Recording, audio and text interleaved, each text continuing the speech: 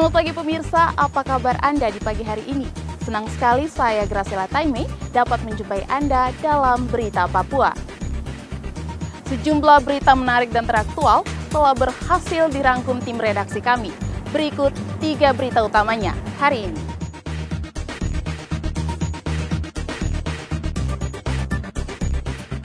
Sesosok mayat berjenis kelamin pria ditemukan di dalam selokan kantor pertanahan Merauke.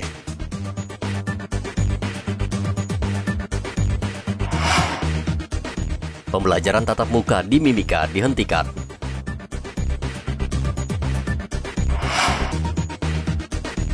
Kasus COVID-19 di Merauke terus meningkat.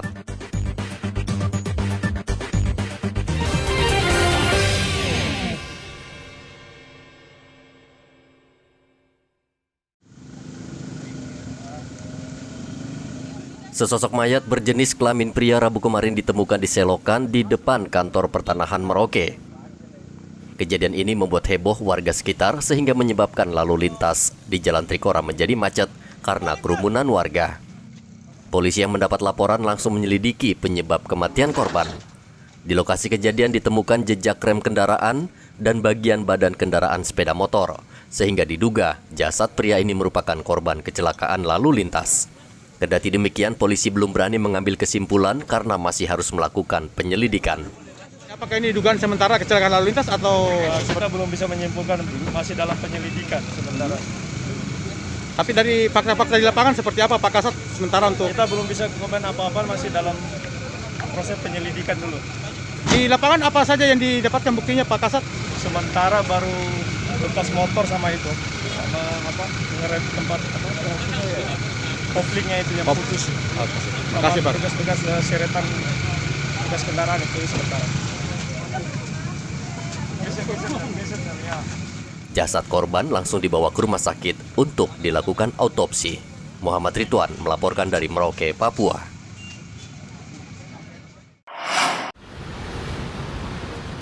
Tim Intel Lantamal 10 Jayapura membongkar praktek penipuan untuk menjadi anggota TNI Angkatan Laut. Korban adalah calon siswa Bintara asal Nabire bernama Elizabeth.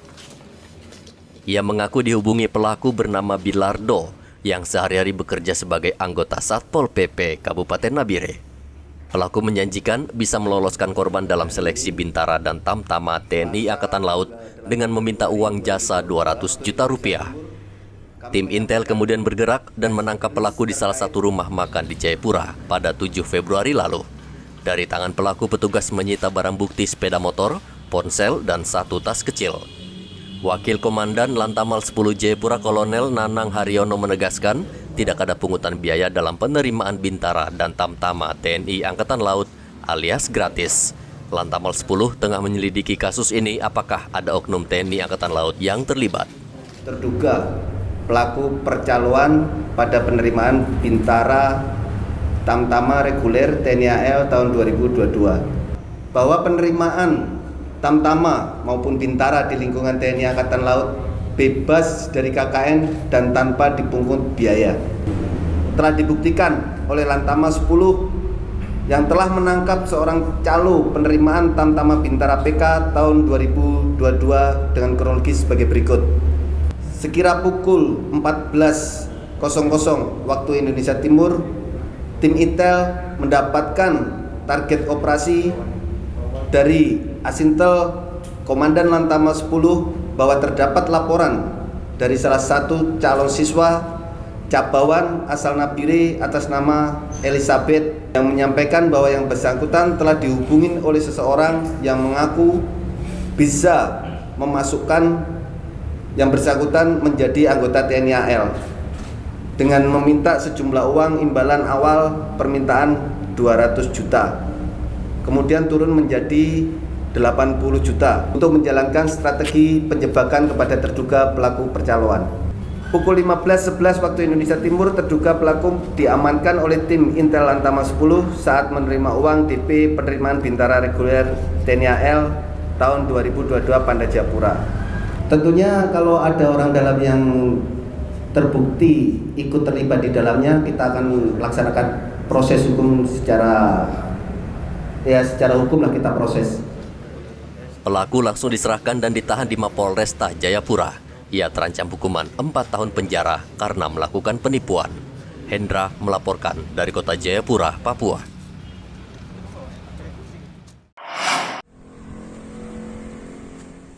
Polres Jayapura selama tahun 2022 berhasil mengungkap sejumlah kasus menonjol yang menyita perhatian masyarakat. Salah satu kasus paling menonjol adalah pencurian kendaraan bermotor yang belakangan ini marak dan meresahkan masyarakat. Selain itu, Polres Jayapura juga berhasil mengungkap kasus pencabulan yang terjadi di Sentani pekan lalu. Kasus ini menyebabkan banyak orang tua khawatir terhadap anak-anak mereka.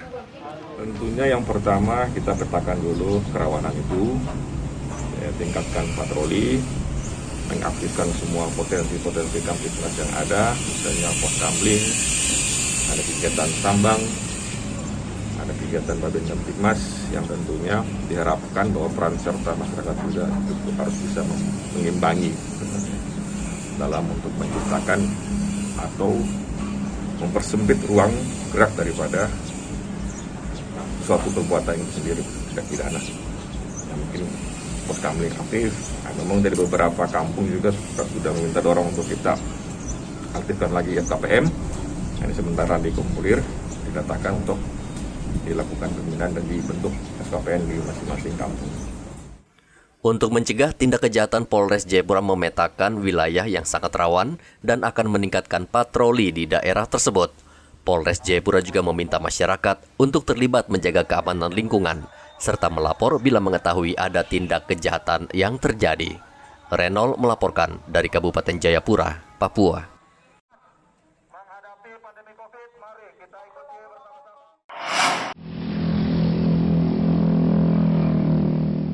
Pembelajaran tatap muka di Sekolah Menengah Atas Negeri 1 Mimika untuk sementara dihentikan karena sebagian siswa terpapar COVID-19. Selama 1 pekan, pembelajaran tatap muka dihentikan dan seluruh siswa harus kembali belajar secara daring. Keputusan tersebut diambil pihak sekolah dalam rapat yang dilangsungkan bersama orang tua siswa demi keselamatan bersama. Pembelajaran tatap muka normal kita hentikan mulai hari ini. Itu dikarenakan ada anak kita yang terindikasi kena Omikron. Ya, rapat memutuskan untuk pembelajaran online selama 10 hari dulu sambil memantau ada laporan dari orang tua kah, ada laporan dari anak kah, bahwa mereka ada keluhan-keluhan seperti yang gejala-gejala yang dimaksud. Bagi sepakati, kalau begitu nanti 10 hari saja pembelajaran online di rumah. Merebaknya varian Omikron dikhawatirkan terdampak pada proses belajar secara tatap muka. Kendati sekolah sudah memberlakukan protokol kesehatan secara ketat, namun 100% belum bisa menangkal penularan virus. Dari Mimika, Papua, Igobat Momolin melaporkan.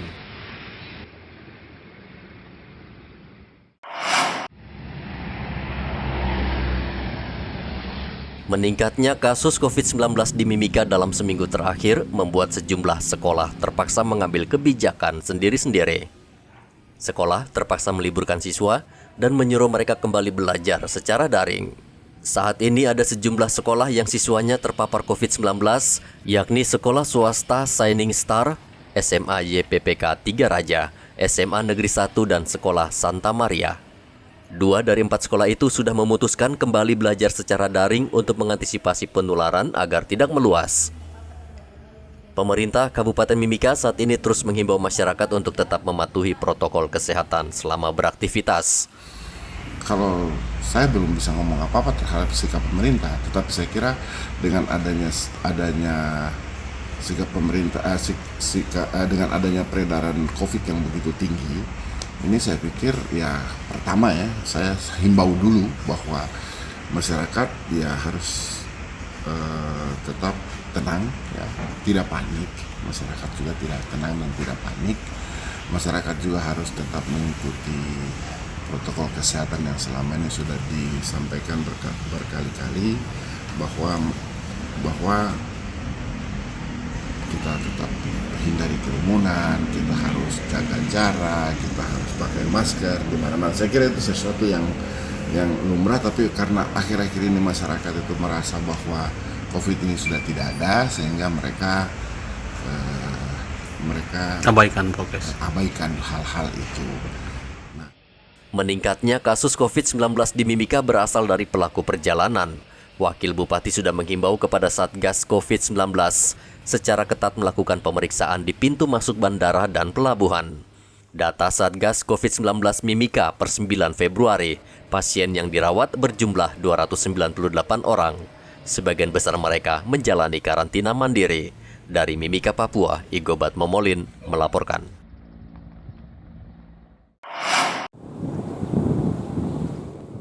Warga Merauke diminta waspada karena kasus COVID-19 jumlahnya terus meningkat, meski belum bisa dipastikan apakah disebabkan varian baru Omikron. Dinas Kesehatan saat ini belum bisa mengeluarkan rekomendasi untuk membatasi jalur masuk melalui bandara dan pelabuhan ke Merauke karena Dinkes masih menunggu hasil sampel pasien yang saat ini sedang diteliti. Pembatasan seperti itu untuk dunia Saya pendidikan. pikir intinya kembali kepada protokol kesehatan. Sebenarnya itu kuncinya. Ketika kita mampu menerapkan protokol kesehatan dengan baik, mampu mengawasi bahwa protokol kesehatan ini dilaksanakan secara taat, ya, secara ketat, ya, secara disiplin, oleh sebab itu semua bisa jalan. Saya pikir kita dalam kondisi yang sekarang kita hidup, menurut saya ya, kita hidup normal, tetapi dengan memperhatikan protokol kesehatan dalam rangka pencegahan penularan. Itu saja yang menurut saya penting, dan juga jangan lupa vaksin, karena dua hal ini yang menjadi kunci dalam pengendalian pandemi COVID saat ini. Saat ini ada 33 pasien yang terpapar COVID-19. Seluruhnya adalah pelaku perjalanan dari Pulau Jawa. Namun tidak seluruh pasien dirawat di rumah sakit karena sebagian besar menjalani isolasi mandiri. Muhammad Ridwan melaporkan dari Merauke, Papua.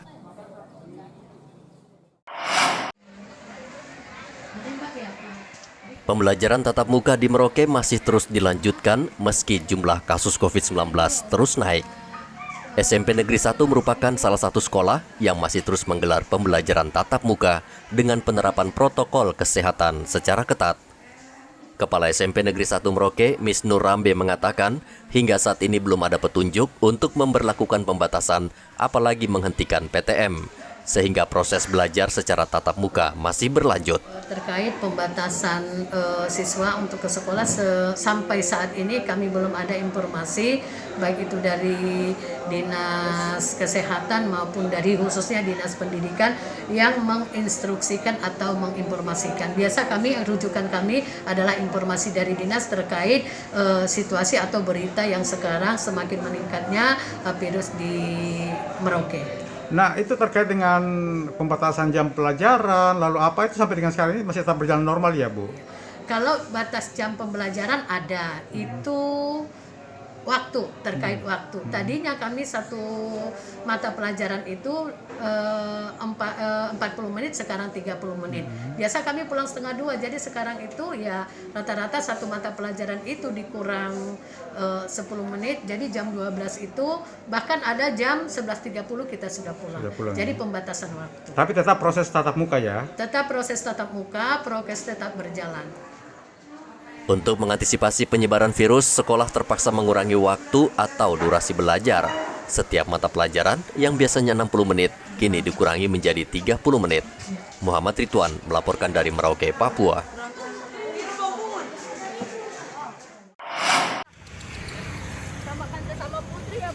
Puluhan jurnalis Mimika Rabu kemarin memperingati Hari Pers Nasional dengan berjalan santai menyusuri sejumlah ruas jalan di kota Mimika.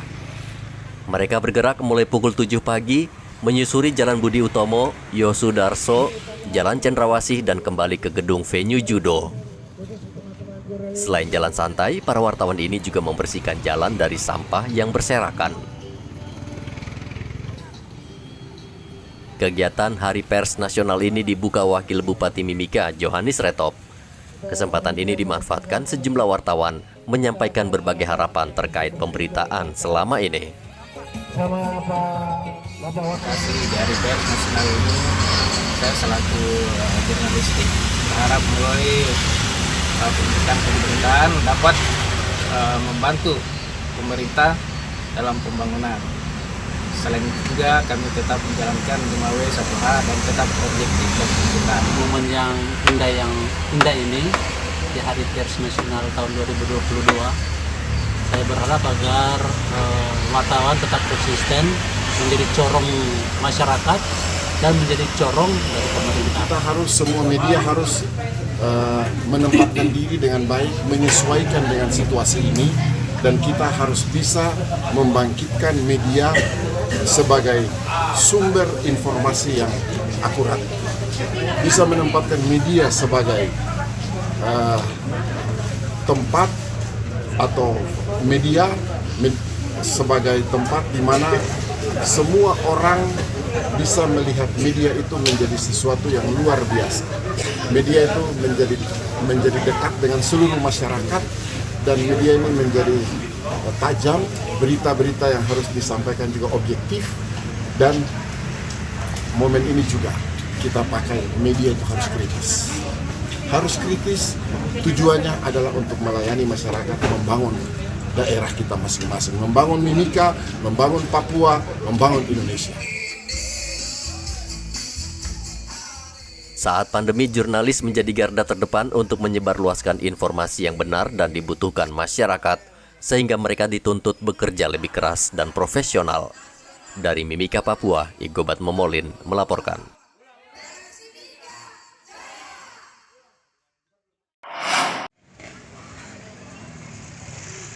...50 anak dari keluarga miskin mengikuti sunatan massal yang digelar Rabu kemarin di RSUD Merauke.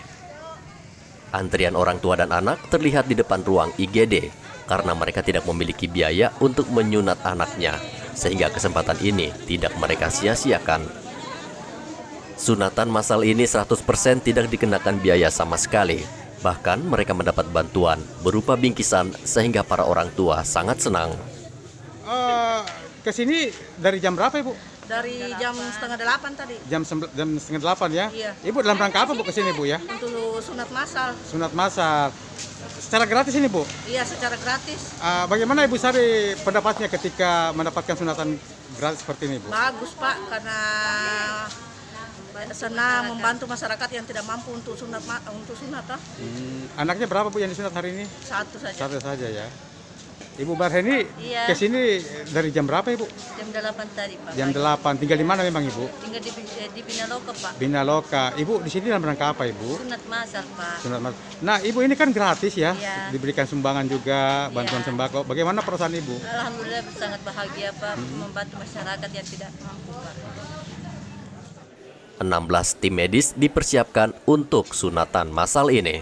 Ini selain untuk rangkaian HUT Merauke, ini merupakan salah satu bentuk perhatian pemerintah khususnya bagi masyarakat Merauke dalam hal ini yang kurang mampu, sehingga anak-anak mereka yang sebelumnya belum disunat karena masalah biaya dan sebagainya, hari ini mudah-mudahan dengan adanya kegiatan ini bisa berjalan, dan apa yang mereka harapkan selama ini semoga anak-anaknya bisa disunat dan tidak mengeluarkan biaya sedikit pun. Nah, mudah-mudahan hari ini acara berjalan lancar. Untuk hari ini sesuai dengan perencanaan kami, mudah-mudahan sekitar 50 peserta anak yang akan kami lakukan sunatan massal. Saat ini masih banyak warga miskin di Merauke yang membutuhkan bantuan, baik dalam bentuk pengobatan maupun kegiatan sunat massal gratis. Muhammad Ridwan melaporkan dari Merauke, Papua. Pemirsa, informasi tadi sekaligus mengakhiri jumpa kita pada pagi hari ini. Saya Graciela Taime, mewakili kerabat kerja yang bertugas menyampaikan terima kasih, selamat beraktivitas, sampai jumpa. Wanyambe.